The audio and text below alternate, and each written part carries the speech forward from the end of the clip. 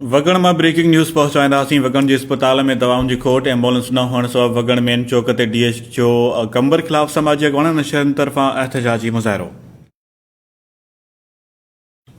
3 हफ़्तनि खां वठी मुसलसल एहतजाज जारी आहे। समाजी अॻवान महरान मुमताज़ वगण, इल्ताफ़ चांडियो, ज़फ़र अली मुगेरी, मुनीर हुसैन हेल्थ जे वज़ीर ऐं वसवारनि खां नोटिस वठण जो मुतालबो कयो आहे। अब्बास अली मुगेरी जी रिपोर्ट मूजिबि उन मौक़े ते इन्हनि एहतजाज कंदे चयो त में 2 खां 4 डॉक्टर ऐं पंहिंजो जेके बि नर्सिंग जंहिंजी थियल आहे उहे डॉक्टर ईंदा आहिनि ऐं पंहिंजो स्वीपर ईंदा आहिनि। उन खां अलावा को बि अहिड़ो डॉक्टर न आहे।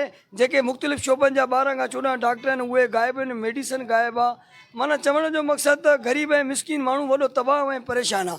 शाम जो प्राइवेट क्लिनिकुनि ते तव्हां वेंदव त प्राइवेट क्लिनिकूं फाटनि थियूं पियूं। ग़रीब माण्हू व्याज अर्ज कर्ज़ खणी करे पंहिंजे बचनि खे दवाऊं वठी था ॾियनि। अहिड़े महांगाई जे दौर में हिकु ग़रीब मिसकिन माण्हू ॾिसो था अन्न कहिड़े मंज़िल ते वञी पहुतो आहे।